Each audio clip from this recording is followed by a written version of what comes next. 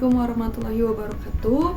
Perkenalkan, nama saya Wanda Nur Aziza dengan NPM 202214500233. Kali ini saya akan menjelaskan sebuah materi, yaitu yang berjudul perdagangan internasional dan apa dampaknya bagi Indonesia. Silakan simak videonya. Assalamualaikum warahmatullahi wabarakatuh. Selamat pagi anak-anak. Gimana kabarnya hari ini? Sehat? Pasti semangat dong ya untuk belajar hari ini. Baik, sebelum belajar, alangkah baiknya kita berdoa menurut kepercayaan dan keyakinan masing-masing. Berdoa dimulai.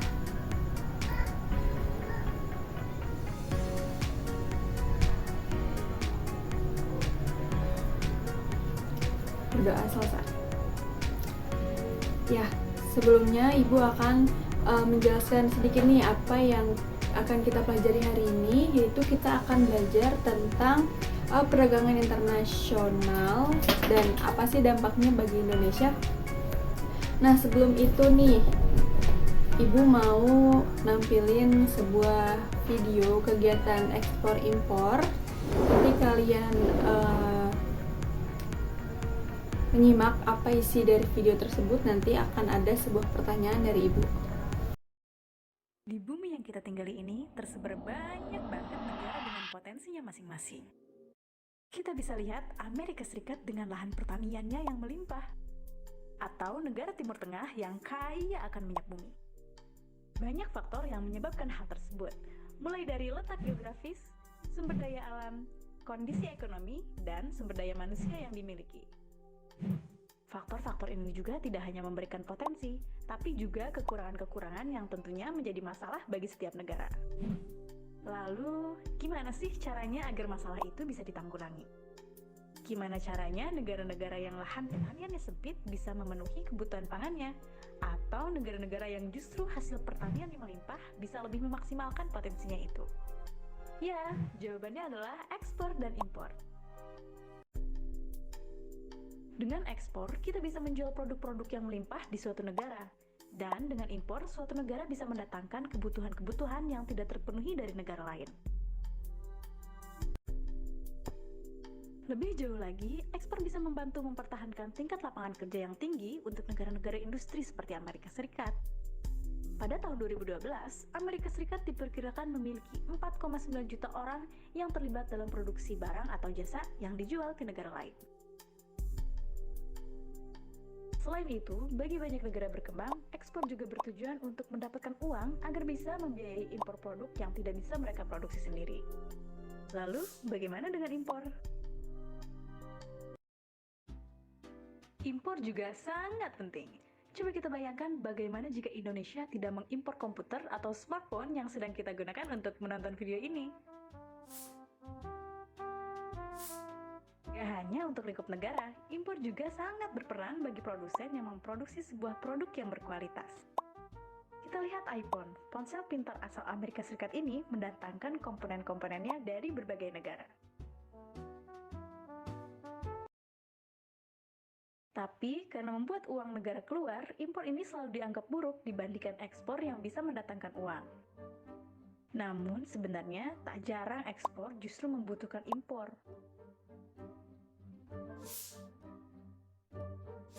Tekstil di Indonesia misalnya, industri sebesar 150 triliun rupiah ini menyumbang 1,11% PDB nasional pada 2017 dan merupakan salah satu dari 10 eksportir terbesar di dunia. Angka itu hanya akan terwujud jika industri melakukan impor katun, mesin, serta teknologi pendukung dari negara lain. Jadi, seperti itulah peranan ekspor dan impor bagi suatu negara. Terima kasih telah menonton video Kongruen. Nah, setelah melihat video yang tadi Ibu tampilkan, sekarang Ibu mau tanya deh sama kalian. Kalian pernah nggak sih melihat di suatu barang itu ada tulisan Made in China atau Made in Japan? Pasti pada melihat kan? Dan pasti di setiap barang kalian itu pasti ada yang tulisannya Made in China atau Made in Japan. Nah, apa sih perdagangan internasional itu? Jadi perdagangan internasional itu artinya jual beli barang atau jasa dari suatu negara dengan negara lain. Nah, jadi negara kita tuh bisa menjual barang ke luar negeri yang namanya ekspor, dan juga bisa membeli barang dari negara lain yang disebut impor. Nah, contohnya nih, Indonesia itu mengekspor kopi, karet, dan kelapa sawit ke negara lain. Sementara kita juga mengimpor barang seperti handphone, laptop, baju, mobil, dan lainnya dari negara lain. Jadi, kenapa sih negara sering jual beli? Itu karena nggak semua negara punya barang yang dibutuhkan. Jadi daripada kita bikin sendiri yang lebih mahal atau sulit, jadi lebih baik kita membeli dari negara lain yang lebih ahli. Seperti itu. Selanjutnya Ibu akan menjelaskan nih, siapa sih kira-kira mitra dagang utama Indonesia. Jadi mitra dagang itu adalah negara-negara yang paling sering melakukan kegiatan ekspor impor dengan negara Indonesia. Nah, diantaranya itu ada Cina, yaitu sebagai mitra dagang terbesar, banyak impor barang elektronik dan ekspor batu bara. Selanjutnya itu ada Jepang, yaitu mengimpor mobil dan alat berat, ekspor gas alam dan karet. Selanjutnya ada Amerika Serikat, yaitu ada ekspor tekstil, sepatu, dan makanan olahan. Selanjutnya ada India, yaitu ekspor minyak kelapa sawit atau CPO, batu bara, dan produk pertanian. Selanjutnya ada Singapura, yaitu pusat transit ekspor impor, ekspor BBM, dan produk kimia. Nah, selanjutnya nih, apa komoditas ekspor dan impor utama di Indonesia? Nah, komoditas ekspornya itu adalah yang pertama ada minyak sawit, ada batu bara, ada karet dan produk karet, ada gas alam, kopi, teh, dan rempah-rempah. Selanjutnya ada tekstil dan pakaian jadi, lalu ada perikanan yaitu ikan dan udang. Nah, untuk komoditas impornya nih, yaitu barang yang kita beli dari luar negeri. Ya, itu tuh ada apa aja sih? Nah, itu ada barang elektronik seperti handphone, laptop, dan TV, ada mobil dan suku cadang, mesin industri, bahan baku tekstil dan kimia, bahan makanan olahan, obat-obatan, dan kosmetik. Selanjutnya, solusi agar ekspor lebih besar nih daripada impor. Nah, dari sisi pemerintahnya tersendiri itu memberikan subsidi atau insentif untuk industri lokal yang mengekspor. Terus ada mempermudah perizinan ekspor, lalu ada menjalani perjanjian dagang atau FTA dengan negara-negara baru, lalunya ada meningkatkan kualitas dan standar produk lokal agar bisa bersaing di pasar dunia. Nah, dari sisi masyarakatnya sendiri nih dan generasi muda, yaitu mencintai dan membeli produk dalam negeri, terus menciptakan inovasi produk lokal yang bernilai ekspor, belajar mengembangkan bisnis berbasis ekspor sejak muda. Untuk dari sisi pelaku usahanya nih, yaitu ada mengembangkan produk lokal dengan kualitas internasional, memanfaatkan e-commerce global untuk menjangkau pasar luar negeri, lalu mengikuti pameran perdagangan internasional. Seperti itu anak-anak. Selanjutnya nih, tujuan dari perdagangan internasional. Nah, tujuannya itu ada apa aja sih? Yang pertama itu bertujuan untuk memenuhi kebutuhan dalam negeri yang tidak bisa diproduksi sendiri. Terus yang kedua itu untuk memperoleh devisa dari hasil ekspor, untuk meningkatkan pertumbuhan ekonomi dan membuka lapangan pekerjaan. Selanjutnya untuk mendapatkan barang dengan harga lebih murah dan berkualitas lebih baik. Selanjutnya untuk menjalin hubungan ekonomi dan diploma antar negara. Nah, selanjutnya untuk faktor pendorong nih perdagangan internasional itu yang pertama ada perbedaan sumber daya alam dan manusia. Yang kedua ada perbedaan teknologi dan keahlian. Yang ketiga kelebihan produksi atau surplus di suatu negara. Yang keempat perbedaan selera konsumsi. Yang kelima yaitu keinginan memperoleh keuntungan. Nah, untuk manfaat dari perdagangan internasional itu yang pertama menambah pemasukan negara atau devisa, meningkatkan produktivitas dalam negeri, mendorong kemajuan teknologi dan inovasi, meningkatkan kualitas produk lokal karena harus bersaing dengan pasar global, memperluas lapangan kerja di sektor ekspor. Nah, untuk dampak negatifnya nih dari perdagangan internasional, yaitu ketergantungan pada barang impor, produk lokal bisa kalah bersaing, adanya praktik perdagangan tidak adil atau dumping. Selanjutnya, negara bisa mengalami defisit neraca perdagangan jika impor melebihi ekspor.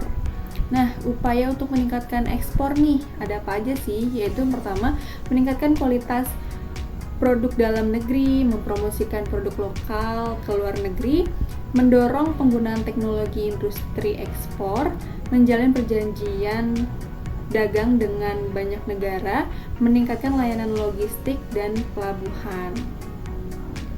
Nah, setelah dari materi yang Ibu paparkan tadi, Ibu mau minta kalian untuk mengerjakan tugas yang akan Ibu berikan, yaitu yang pertama, sebutkan 3 negara mitra dagang terbesar di Indonesia. Selanjutnya ada apa saja sih barang yang paling banyak diekspor di Indonesia. Selanjutnya ada apa aja barang yang paling banyak diimpor ke Indonesia. Lalu mengapa Indonesia masih mengimpor barang-barang yang sebenarnya bisa dibuat sendiri. Lalu nih, menurut kalian bagaimana cara agar ekspor lebih besar daripada impor? Lalu tuliskan saran yang bisa dilakukan oleh pemerintah dan generasi muda. Ibu tunggu jawabannya. Nanti kalian bisa mempresentasikan hasil jawaban kalian agar teman-teman kalian itu bisa mengetahui nih apa sih yang kalian tulis dan apa hasil dari pemikiran kalian. Ibu tunggu ya. Baik Bu, saya akan memaparkan hasil pemikiran saya dan juga beberapa rekan saya, yaitu yang pertama, 3 negara yang menjadi mitra terbesar di Indonesia, yaitu ada Cina, Jepang, dan Amerika Serikat, Bu. Dan untuk pertanyaan kedua, yaitu apa saja yang paling banyak diekspor dari Indonesia. Nah, itu ada beberapa, contohnya itu ada minyak kelapa sawit, batu bara, gas alam, karet, terus ada produk perikanan, tekstil, dan pakaian jadi, Bu. Dan untuk selanjutnya ada apa saja sih barang yang paling banyak diimpor ke Indonesia, yaitu pertama ada televisi, handphone, laptop, kendaraan bermotor, obat-obatan, dan bahan baku tekstil, Bu. Dan selanjutnya nih, mengapa sih Indonesia masih mengekspor barang-barang yang sebenarnya tuh bisa diproduksi di Indonesia, Bu? Jadi untuk jawaban dari hasil pemikiran saya dan rekan saya ini, yaitu yang pertama, kurangnya teknologi dan infrastruktur produksi dalam negeri, Bu. Terus selanjutnya ada kualitas produk lokal yang belum memenuhi standar internasional. Lalu ada biaya produksi di dalam negeri itu lebih tinggi, Bu, sehingga produk lokal jadi lebih mahal. Lanjutnya adanya kebiasaan masyarakat yang lebih percaya pada produk impor, Bu. Jadi kalau menurut saya dari kitanya sendiri itu, Bu, kayak masih kurang akan pengetahuan gitu loh, Bu. Jadinya mungkin masyarakat di dalam itu masih kurang percaya sama kemampuan kita, Bu. Dan juga mungkin dari pemerintahnya sendiri itu mungkin ya, Bu, meminimalisir resiko yang akan terjadi, Bu, kalau misalnya diproduksi di dalam negeri. Jadi lebih baik kayak ya udah kita beli dari luar aja yang udah barang jadi gitu, Bu. Jadi nggak ada proses gagal atau segala macam apapun itu, Bu. Itu kalau menurut kelompok saya, Bu. Nah, terus lanjutnya ada bagaimana agar ekspor bisa lebih besar daripada impor. Nah, yang pertama itu meningkatkan kualitas produk lokal agar bisa bersaing di pasar luar. Lalu memberikan pelatihan dan insentif bagi UMKM agar bisa ekspor. Terus mengurangi ketergantungan pada produk luar negeri. Selanjutnya ada meningkatkan promosi produk Indonesia di pasar global. Jadi kalau menurut saya kesimpulannya itu adalah kita bisa loh, Bu, memasarkan produk lokal kita, yaitu dengan memanfaatkan influencer atau endorse artis gitu loh Bu.